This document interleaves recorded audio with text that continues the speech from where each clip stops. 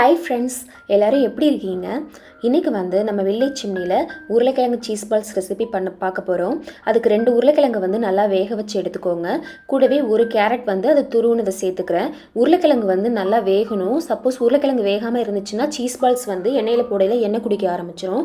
அடுத்ததாக குடமிளகா, இது ஒரு 1/4 கப் சேர்த்துக்கோங்க. கலர்ஃபுல்லான வெஜிடபிள்ஸ் போடையில் குழந்தைங்களுக்கு ரொம்ப பிடிக்கும். கூடவே நீங்கள் பச்சை பட்டாணி அந்த மாதிரி எது இருந்தாலும் சேர்த்துக்கலாம்.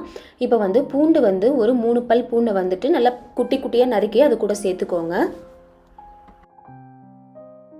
கூடவே 3/4 கப் துருவுன பீஸா சீஸ் எடுத்திருக்கேன். இப்போ 2 டேபிள் ஸ்பூன் மிளகாய்த்தூள், தேவையான அளவு உப்பு இது கூட சேர்த்துக்கோங்க. அடுத்ததாக அரிகானோ சீசனிங் இப்போ நான் இது கூட 2 டீஸ்பூன் அளவுக்கு சேர்த்துக்கிறேன்.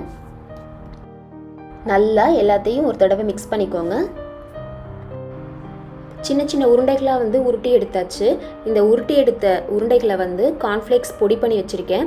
அதில் ஒரு தடவை கோட் பண்ணுவேன். கோட் பண்ணிவிட்டு பக்கத்துலேயே மைதா மாவு 2 table spoon, 1 table spoon cornflour mix பண்ணிவிட்டு ஒரு பேட்டர் மாதிரி ரெடி பண்ணியிருக்கேன். அதில் ஒரு தடவை நம்ம டிப் பண்ணிவிட்டு திருப்பிக்கும் இந்த கார்ன்ஃப்ளேக்ஸில் ஒரு தடவை நம்ம கோட் பண்ணிவிட்டு பிளேட்டில் எடுத்து தனியாக வச்சுருவோம். இதே ப்ராசஸ் தான் எல்லா உருண்டைகளையும் நம்ம இந்த மாதிரி உருட்டிட்டு பிளேட்டில் எடுத்து வச்சுக்கலாம். இப்போ எண்ணெய் சூடாயிடுச்சு. நம்ம எண்ணெய் மிதமான சூட்டில் இருக்க மாதிரி பார்த்துக்கணும். அப்போ தான் சீஸ் பால்ஸ் உடையாது.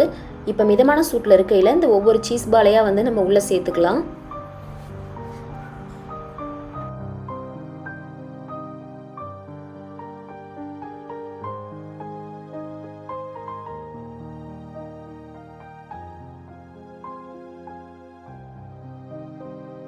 நம்ம சீஸ் பால் ரெசிபி அருமையாக தயாராகிடுச்சு. இந்த வீடியோ உங்களுக்கு பிடிச்சிருந்துச்சு அப்படின்னா உங்கள் ஃப்ரெண்ட்ஸ் கூட ஷேர் பண்ணுங்கள். மறக்காமல் சேனலை சப்ஸ்கிரைப் பண்ணுங்கள். தேங்க்யூ.